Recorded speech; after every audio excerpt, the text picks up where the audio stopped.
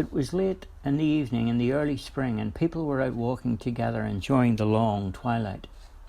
The colours of life had returned in some of the gardens, and life was almost standing still, just for a brief moment. Suddenly a young man came running along the road shouting, "Does anyone know the truth?"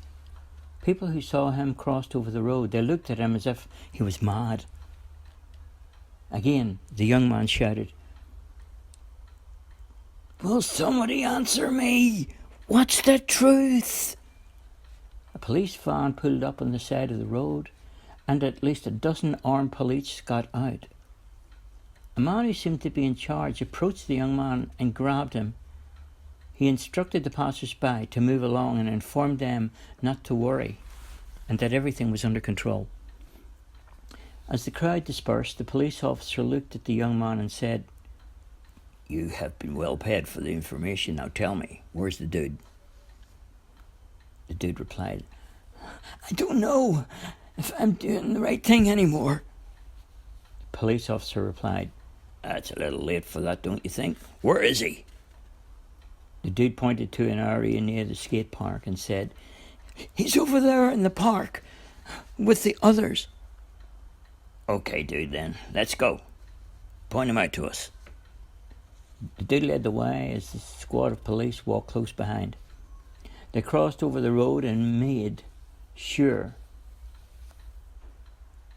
they were seen as they made their way into the park. And a group of street kids ran away, but police were not interested in any of them. They marched down the pathway until they came to a tall tree. There was a man sitting there alone by the tree. And near the tree was a bandstand. Inside the bandstand, there was about a dozen men.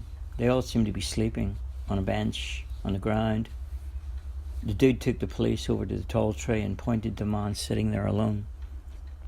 The man stood up and looked at the dude in the eyes and said, "Is everything all right, dude? I was wondering where you went." The dude, he just looked away and said to the police officer, "That's him. He's the ringleader." At once he was handcuffed, and a scuffle awoke when the men from the bandstand ran over to help him. They rushed it to police and a fight developed. Some of the police were injured and the dude ran away off into the shadows. The ringleader of the gang called for an end to the violence. "That's enough. All of you, stop."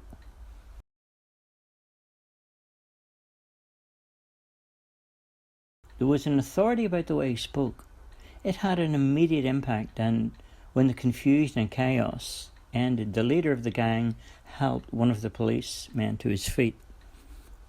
The policeman was bleeding from the side of the head. As soon as the ringleader placed his hand over the wound, it stopped bleeding.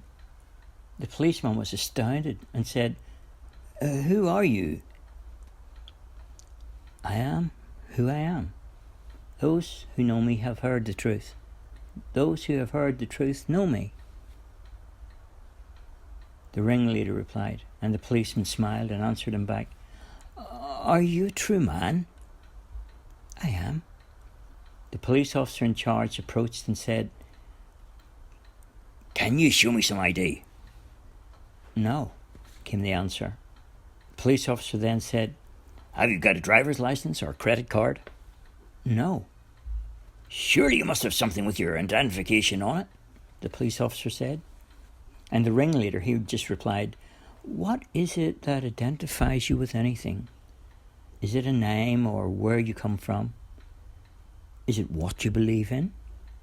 The police officer punched and kicked him to the ground and said, "Listen, Truman, whatever you are, you're just a criminal. You're not a politician. Don't lecture me with your ethics." "You say I'm a criminal because you don't know the truth. I know what is in your heart, and it is you who have broken the law many times today." The police officer took out his baton and began bashing him around the head with the baton and kicking him and punching him again and again. The ringleader of the gang fell to the ground. He got up again with a smile on his face and he said, "Violence is what is in your heart. and those who live by it shall die by it. The police officer seemed frightened, and he shouted back, "You have the right to remain silent if you wish. You have the right to an attorney. You are under arrest for organising a revolt against the state, trespassing on private property, destroying the taxation office, recruiting an army to stage a coup, and we have an eyewitness who saw you smash up tables in the local church. We don't like troublemakers in this town, and we are going to teach you a lesson, Mr. Truman." The lessons that you are speaking of only teach violence and destruction, but the lessons that I speak of teach about love and understanding. The police officer seemed lost for words. He turned to his men and said, "Take him away and lock him up in a cell down at the station until the court hearing. Arrest any of the gang within seconds." I said seconds. Every one of the gang ran away. It was a long, dark night back at the police station. As fate would have it, there were a few crooked cops on duty at the station. The prisoner, who they called Mr. Truman, had been handcuffed to his bed and beaten up. After that, he was dragged into town in the middle of the night and humiliated in front of all those who were gathered there. They took photos of his naked body and placed cardboard signs around his neck, making fun of him, spitting on him, and they whipped him and beat him like he was a beast of burden, and they made him carry people on his back through the town until he fell unconscious to the ground. Before the long night had passed, the crooked cops brought him back to the station, and before dawn, the prisoner had died. And trying to cover up the crime, they put the body in a bag and buried it. Then they invented a story about how the prisoner had escaped during the night. Everyone seemed to believe their story, except for one certain policeman who had been miraculously healed in the park by the touch of the hand of the ringleader. He questioned the police report and began an inquiry. With the help of forensics and some eyewitnesses, reports and new facts were being discovered. The police who had been on duty on the night in question were interrogated extensively, and in the end they had a result. One of the crooked cops cracked and confessed to the murder.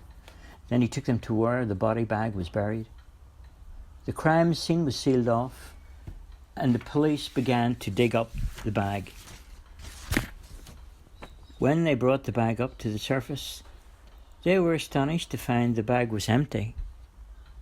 All that was left inside the bag was a note that said, "You can never bury the truth." A body was never found, and the case still remains a mystery today. The end, or just the beginning.